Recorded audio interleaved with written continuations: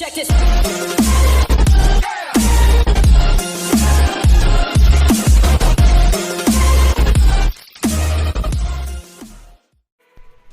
இன்றைக்கி இந்த வீடியோவில் ஒரு ஏடிஎம் கார்டோட ஸ்கின்னை அன்பாக்ஸ் பண்ண போகிறோம்.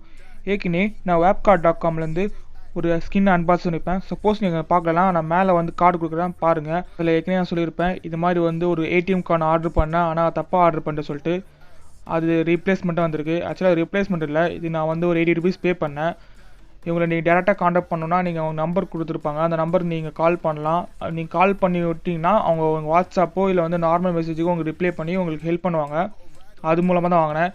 ஏற்கனவே நீங்கள் அதில் அன்பாக்ஸ் பண்ணுற மாதிரி தான் இதுலேயும் மற்ற எதுவுமே மாறலை. அதெல்லாம் ஸ்ட்ரெயிட்டாக நான் வந்து அன்பாக்ஸ் பண்ணி உள்ளே அந்த ஏடிஎம் கார்டோட ஸ்கின் எப்படி இருக்குன்னு சொல்லிட்டு நான் காட்டுறேன்.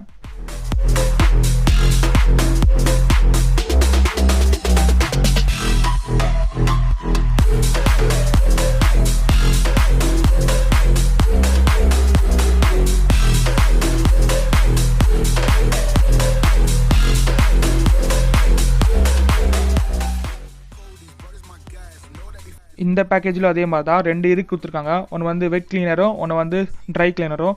இது வந்து 2 வச்சு க்ளீன் பண்ணி நம்ம ப்ராடக்ட்டை வந்து க்ளீன் பண்ணிட்டு நம்ம ஸ்கின் ஒட்ட போகிறோம். வேறு எதுவும் பெருசாக மாறல. இப்போ நான் ஸ்கின்னை வெளியே எடுத்து காட்டுறேன் உங்களுக்கு.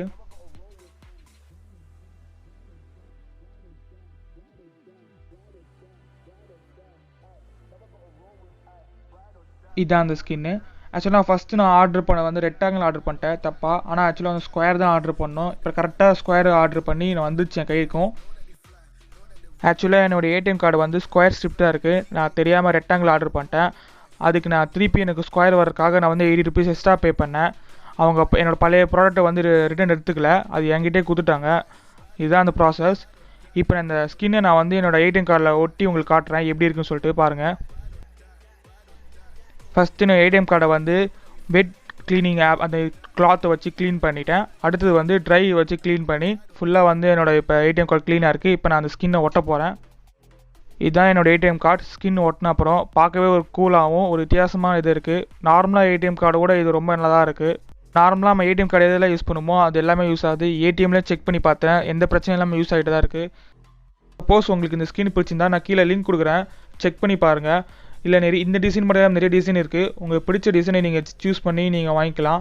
ஆல் தான் இந்த சின்ன வீடியோ. இந்த வீடியோ பிடிச்சிருந்தா லைக் பண்ணுங்கள், ஷேர் பண்ணுங்கள், கமெண்ட் பண்ணுங்கள். மறக்காமல் என் சேனல் சப்ஸ்கிரைப் பண்ணுங்கள் இந்த மாதிரி இன்ட்ரெஸ்டிங்காக வீடியோ பார்க்க.